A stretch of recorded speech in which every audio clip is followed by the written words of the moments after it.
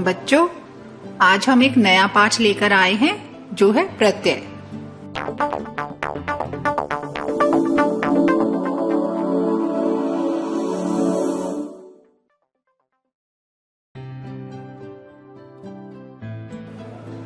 प्रत्यय क्या है? जो शब्दांश शब्दों के अंत में लगकर उनके अर्थ को बदल देते हैं, वे प्रत्यय कहलाते हैं। जैसे उदाहरण देखें, जलज, पंकज आदि। इसमें पहला शब्द देखेंगे, जल का अर्थ है पानी और उसके साथ ज वर्ण जुड़ने से वो एक परिवर्तन आ गया है, जिसमें जय का अर्थ है जन्म लेने वाला, अर्थात पूरे शब्द का अर्थ बना कमल। इसी प्रकार पंख शब्द में जय प्रत्यय लगकर पंकज बन गया है, इसका भी अर्थ है कमल। प्रत्यय दो प्रकार के होते हैं, कृत प्रत्यय और तद्धित प्रत्यय। आज इस पाठ में हम कृत प्रत्यय के बारे में जानेंगे। कृत प्रत्यय क्या है? जो प्रत्यय धातुओं के अंत में लगते हैं वे कृत प्रत्यय कहलाते हैं। कृत प्रत्यय के योग से बने शब्दों को कृदंत भी कहते हैं।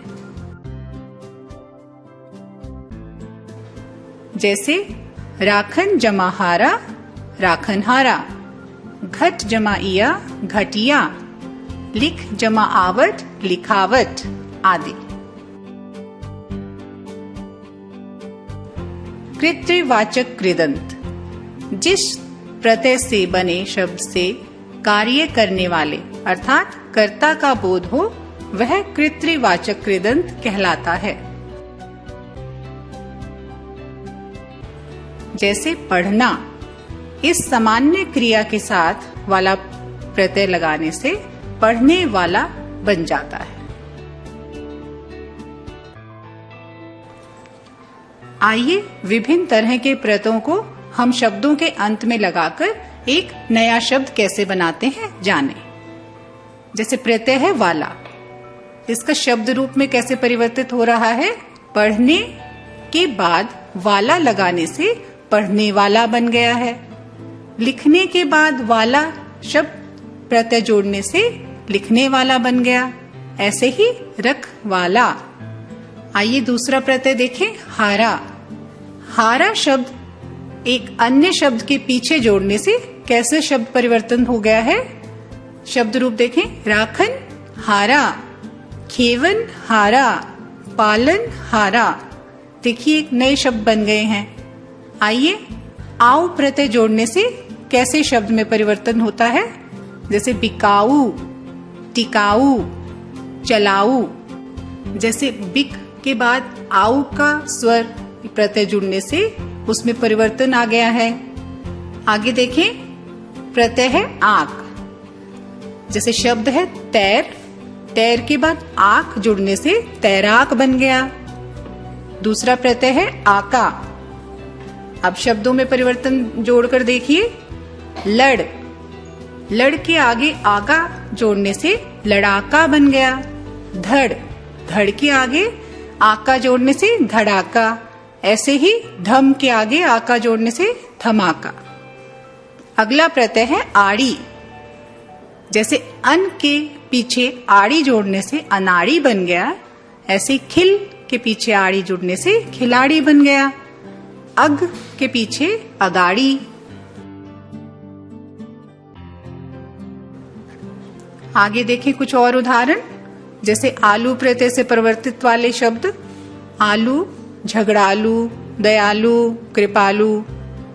ऊ से परिवर्तित होने वाले शब्द, उड़ाऊ, कमाऊ, खाऊ। एरा के अंत में आने से जैसे लुटेरा, सपेरा। और इया प्रत्यय के बाद में आने से बढ़िया, घटिया। एया, गवैया, रखैया, लुटैया। और अक प्रत्यय आने से धावक, सहायक और पालक।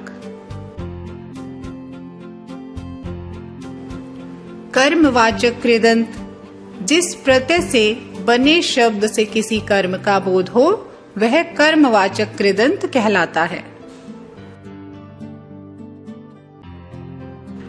जैसे गा में ना प्रत्यय लगाने से गाना बन गया, सूंघ में ना प्रत्यय लगाने से सूंघना, और बिछ में औना शब्द प्रत्यय लगाने से बिछौना बना है।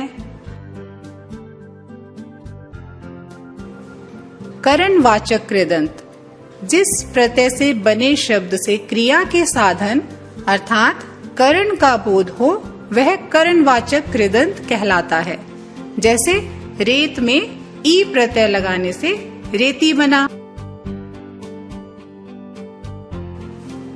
आइए इन प्रत्यय और शब्द रूप में परिवर्तन को जाने। जैसे आ प्रत्यय आने से भटका, भूला, झूला ऐसे परिवर्तित आया। प्रत्यय ई लगाने से कैसे शब्दों में परिवर्तन हुआ? रेती, फांसी, भारी। ऊ प्रत्यय लगाने से जो परिवर्तन हुआ जैसे झाड़ू, आड़ू। न प्रत्यय लगाने से बेलन, झाड़न, बंधन, और नी प्रत्यय लगाने से धोकनी, करतनी, सुमीरनी। भाववाचक कृदंत जिस प्रत्यय से बने शब्द से भाव अर्थात क्रिया के व्यापार का बोध हो वह भाववाचक कहलाता है। जैसे सजा में आवट प्रत्यय लगाने से सजावट बना। आइए कुछ और प्रत्यय जाने कि उनके शब्द के अंत में लगने से कैसे परिवर्तन आता है। अन एक प्रत्यय है। आइए देखें, जैसे चलन, मनन, मिलन। औती प्रत्यय लगाने से मनौती, फिरौती, चुनौती। आवा प्रत्यय लगाने से भुलावा, छलावा, दिखाया। अंत प्रत्यय लगाने से भिड़ंत, गठंत। आई प्रत्यय से बने शब्द कमाई, चढ़ाई, लड़ाई। आवट प्रत्यय से बने शब्द सजावट, बनावट, रुकावट, और आहट प्रत्यय लगने से घबराहट और चिल्लाहट। क्रियावाचक कृदंत जिस प्रत्यय से बने शब्द से क्रिया के होने का भाव प्रकट हो वह क्रियावाचक कृदंत कहलाता है। जैसे भागता हुआ, लिखता हुआ आदि। इसमें मूल धातु के साथ ता लगाकर बाद में हुआ लगा देने से वर्तमान कालिक क्रियावाचक कृदंत बन जाता है। आइए प्रत्यय देखें। प्रत्यय है ता और शब्द रूप को कैसे परिवर्तित कर रहा है। डूब के बाद ता लगने से डूबता, ऐसे ही बहता, रमता, चलता। और तय प्रत्यय लगने से हुआ आता हुआ, पढ़ता हुआ। या प्रत्यय लगने से खोया, बोया। और आ प्रत्यय से सूखा, भूखा, बैठा, कर, जाकर, देकर। और नए प्रत्यय है जैसे दौड़ना, सोना।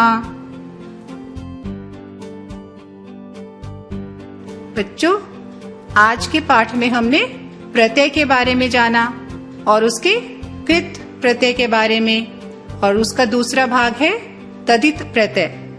तो अगले अध्याय में हम तदित प्रत्यय के बारे में जानेंगे। Thank you.